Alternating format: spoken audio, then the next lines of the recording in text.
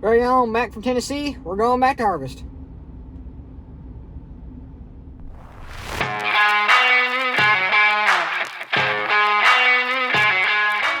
We gone through the wet hole and everything. I didn't get stuck. I slid a couple rows, but didn't get stuck. Even got off a row. I've made some mistakes, but it's all right. We're still going. The grain cart's over there. We're gonna start shelling the other way so that I don't get stuck with the majority of the field left. So yeah. So there we go. Dumping grain and dumping grain. It's yielding pretty good. We're also not in the wet hole. You probably can't see it, but the semi's going down the road and everything. Good day haircut too. So you can see where the variety changes over there as well. It's good marker to know where the rows are because well we already kind of passed through up there. So we don't get off rows because the planter isn't always quite straight. We have no GPS. Man, we go to Tennessee and now I got Tennessee River stuck in my head and I can't get it out. So, we don't have a radio in here, so I guess I'm just gonna sing to myself, but we are moving along. The grain cart is probably gonna be full after this dump, so I guess we're just gonna wait in the semi and then I can talk about how it's going since I forgot to record the entire first part of this field. It's alright though. Yep, I think we're gonna dump this load in the grain cart and then that's like 12 rows off to my right. We can make a round and then pretty much chill out till the semi gets here. Then we can move over to the slightly wetter area of the field. Alright folks, this is it. I can't exactly see my, oh, this net's a little low. Last 6 rows that may turn into 8 up here for some odd reason. Sorry, waterway, or slough. But last 6 rows, then we wait. I hope I don't regret this. Drive slow. If I hear cap corn, I will stop, but I don't have long to go. Boys and girls, we did it, and I don't think I spilled any corn. Shut the separator off. Turn around so we're going back the right direction. Slow down so I don't spill it all. Throttle up and drive at like 2.5 miles an hour all the way back to the semi because I may have made a mistake. I think we're good though. Okay, that was a lot. Fingers crossed. But we do have this much done, which is nice, which means we just have that little part of the field left, and we might make it before it rains, which was kind of the whole goal today with me getting over here so people go to the elevator and whatnot. Yeah, we're gonna get it done, I think. Either way, there's the grain cart and no sign of the semi. Oh well. Everything's off. I mean, I bet we're in 4-wheel drive. Uh-huh. I knew that. And also, the thing with this whole section of the field being all weird was just that it's not square. Let's see what it is. I can't see it, gosh darn it. Oh, yeah, that's a bit. Not too bad. And the grain cart's full too. This is what hop topper would be nice, but I made it. Did not spill any.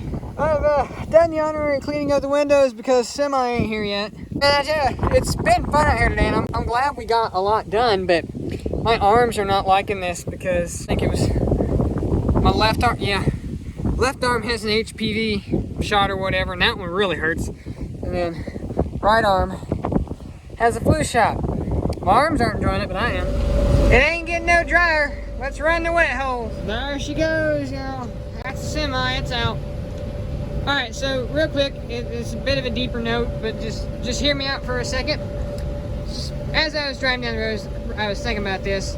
It was part of a conversation a while back between two people. We'll call them person A and person B. I was more listening, not talking, which is sometimes a good thing. And they were talking about relationships, and person B asked person A if they were ever going to have kids. And person A responded, no, I don't want to bring kids into this world, into this in general. That, of course, being the state of humanity as a whole right now. That's not talking political, that's not talking just in general. It's not necessarily great times in this world at the moment. I kind of see what person A is saying. As a matter of fact, I kind of think along the same lines. Person A is kind of right. And I wouldn't really class myself as an optimist much, more a realist, but everyone has to have a little bit of optimism every once in a while, so think about it this way.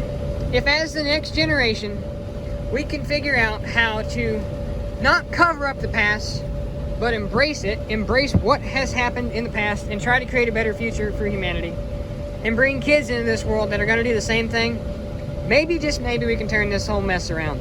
And while we're on the subject, while we're on the subject of that, when you die, it's not really going to matter how much property you had, how much money you got, how nice your cars were. Like, none of that stuff is really going to matter. The way I see it, you leave one real thing behind on this world, and that's the impression of yourself upon other people and the things you've done for other people and the things that other people have done for you. That's what really matters in the world.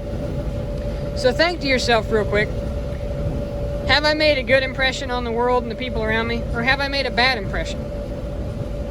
And think about it, when you die, which one do you want to leave on this planet? I just think that's something important to consider. And with that said, hold on, we're getting to the end of the road. Okay, anyhow, wait, I don't remember what I was saying. Oh yeah, so there's your life advice from a person who probably has less experience living than some of you do. Take it or leave it, I don't really care. But, yeah, after that deep moment, I'm ready to eat some food. I was ready anyway, I'm really hungry, but we still have to, I'd like to finish this field, and it's also only, never mind, it is 5 o'clock. I want to eat, I'm hungry, gosh darn it. I didn't eat a great lunch, but oh well. So yeah, the deep moment has passed, let's go run corn. But wait, there's more, I'm not done yet. I promise it's the last thing.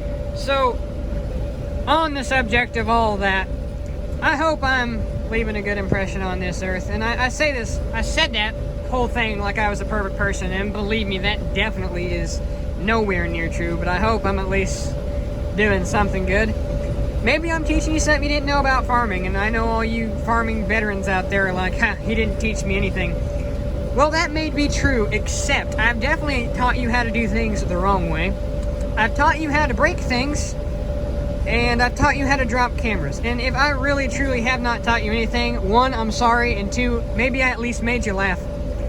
Speaking of which, we need to go look at all my sliding around in the water hole over there. But seriously, that's all. The end.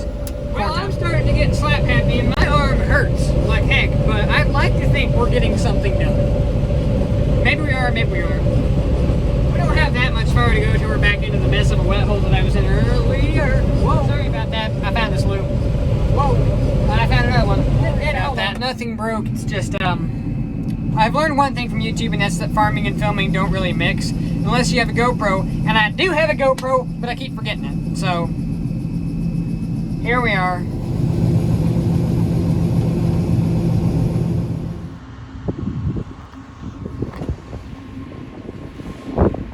We are done. That's the last field of corn that is completely and fully ours.